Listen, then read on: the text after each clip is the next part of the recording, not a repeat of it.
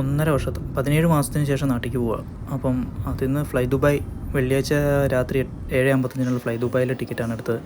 Fly ദുബായിൽ നിന്ന് bid വഴി ഒരു ബിസിനസ് ക്ലാസ് ഓഫർ കിട്ടിയിട്ടുണ്ടായിരുന്നു. ബിസിനസ് ക്ലാസ് എടുത്തു.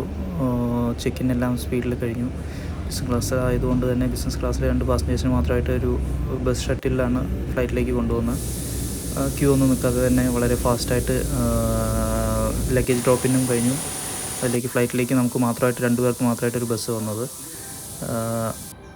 ബിസിനസ് ക്ലാസ് എടുക്കുമ്പോൾ 40 കിലോ ചെക്കിൻ ബാഗും പിന്നെ 14 കിലോ ഹാൻഡ് ബാഗും നമുക്ക് കിട്ടുന്നുണ്ടായിരുന്നു. ഫ്ലൈറ്റ് ബിസിനസ് ക്ലാസ്സിൻ്റെ ഇൻറ്റീരിയറാണ്.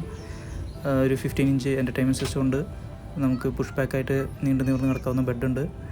പിന്നെ ഒരു നോയ്സ് ക്യാൻസലേഷൻ ഹെഡ്ഫോൺ ഉണ്ട്. അതൊക്കെ തന്നെയാണ് അഡീഷണൽ ഫീച്ചേഴ്സായിട്ട് മെയിൻ, അതായത് ഇൻറ്റീരിയർ ഫീച്ചേഴ്സായിട്ട് കിട്ടുന്നത്.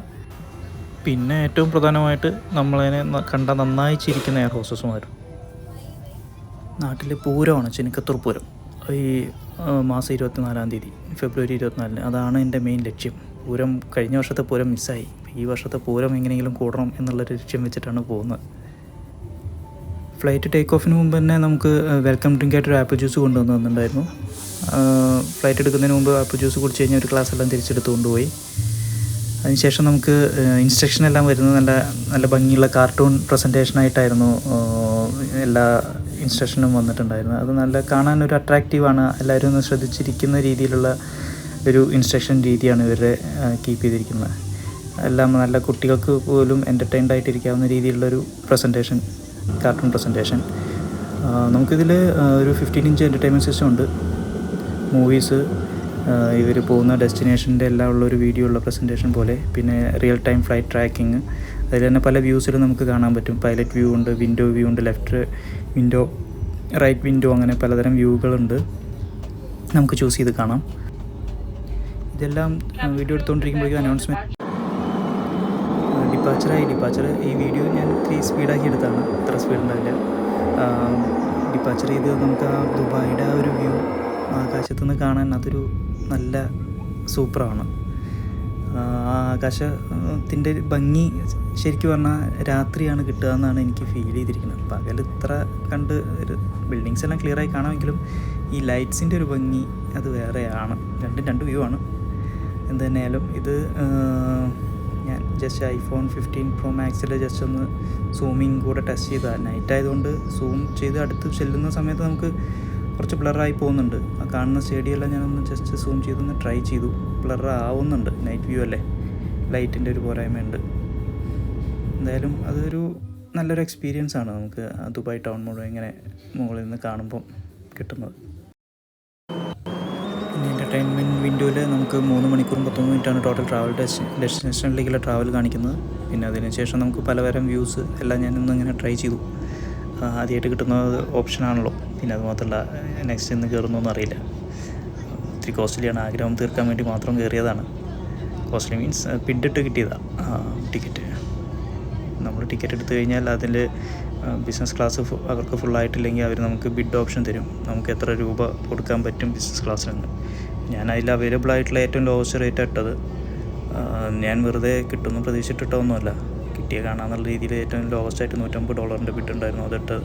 അപ്പോൾ അത് അപ്രൂവായി. കാരണം അതിൽ കയറാൻ വേറെ ആളില്ല എന്നാണ് ഓപ്ഷൻ. എന്തായാലും ഞാൻ ജസ്റ്റ് ഇതെല്ലാം ഒന്ന് എക്സ്പീരിയൻസ് ചെയ്യാം. നമുക്ക് ലൈഫിൽ ഒരിക്കലെങ്കിലും ഒന്ന് എക്സ്പീരിയൻസ് ചെയ്യേണ്ടതാണെന്നാണ് എൻ്റെ ഒരു അഭിപ്രായം. അതുകൊണ്ട് എക്സ്പീരിയൻസ് ചെയ്തതാണ്. എന്തായാലും ഓപ്ഷൻസ് എല്ലാം ഞാൻ ട്രൈ ചെയ്തു. അത് കഴിഞ്ഞപ്പം എന്തായാലും ഞാൻ വരുന്ന വഴിക്ക് ഫുഡൊന്നും കഴിച്ചിട്ടല്ല വന്നത്. 7:55 ഫ്ലൈറ്റ്. ബിസിനസ് ക്ലാസ് എടുത്തുകൊണ്ട് തന്നെ നമുക്ക് ലോഞ്ച് ആക്സസ്, ബിസിനസ് ക്ലാസ്സിൻ്റെ സ്പെഷ്യൽ ലോഞ്ച് ആക്സസ് കിട്ടിയിട്ടുണ്ടായിരുന്നു. അതല്ലെങ്കിൽ നമുക്ക് വിസ മാസ്റ്റർ കാർഡ് വെച്ച് നമുക്ക് ചെയ്യാവുന്നത് തന്നെ ഉള്ളൂ. പക്ഷേ ഇത് ബിസിനസ് ക്ലാസ്സിൻ്റെ ലോഞ്ച് വേറെ ഒരു ലോഞ്ചായിട്ട്, കുറച്ച് VIP ലെവലുള്ള ലോഞ്ചായിട്ട് കിട്ടുന്നുണ്ടായിരുന്നു.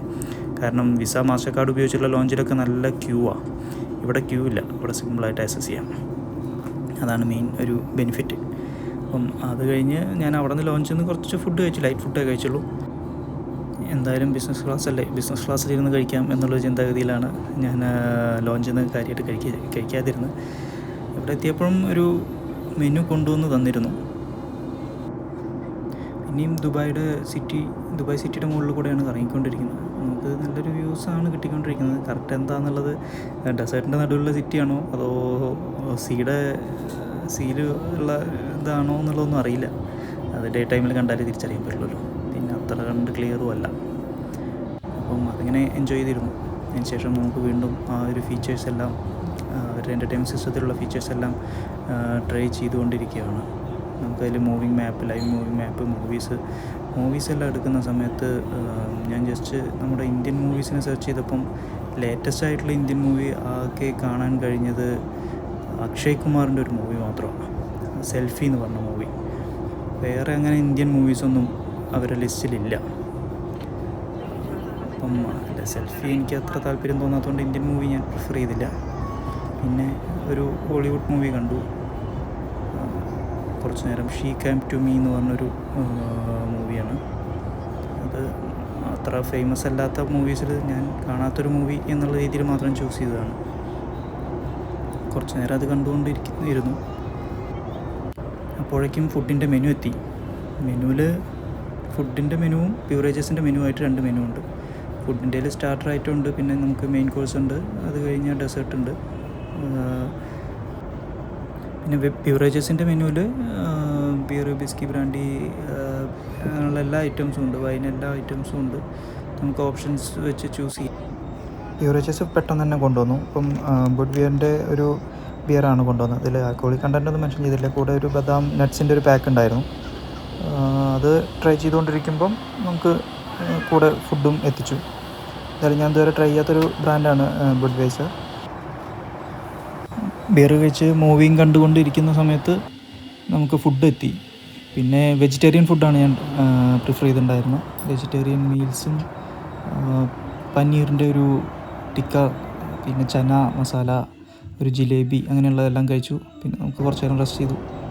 പിന്നെ വീണ്ടും എൻ്റർടൈൻമെൻറ്റ് സിസ്റ്റം ഒന്നിങ്ങനെ നോക്കിക്കൊണ്ടിരുന്നപ്പോഴേക്കും 26 മിനിറ്റ്സ് അറൈവലിനുള്ളൂ എന്ന് പറഞ്ഞ അനൗൺസ്മെൻറ്റ് വന്നിട്ടുണ്ടായിരുന്നു. നമ്മളൊന്ന് ടോയ്ലറ്റിലൊക്കെ ഒന്ന് പോയി ഫ്രഷായി വന്നു. പിന്നെ അതാ ഫ്ലൈറ്റിൽ നിന്ന് ഇറങ്ങി. നമുക്ക് പ്രയോറിറ്റി ഉണ്ട്, ബിസിനസ് ക്ലാസ് ആയതുകൊണ്ട് ലഗേജ് ഫസ്റ്റ് തന്നെ വന്നു. ഇതാണ് എൻ്റെ ബിസിനസ് ക്ലാസ് എക്സ്പീരിയൻസ്. പ്രയോറിറ്റി ആവശ്യമുള്ളവർക്ക് മാത്രം ചൂസ് ചെയ്യാം, അതല്ലാതെ കൂടുതൽ ബെനിഫിറ്റ് ഒന്നുമില്ല.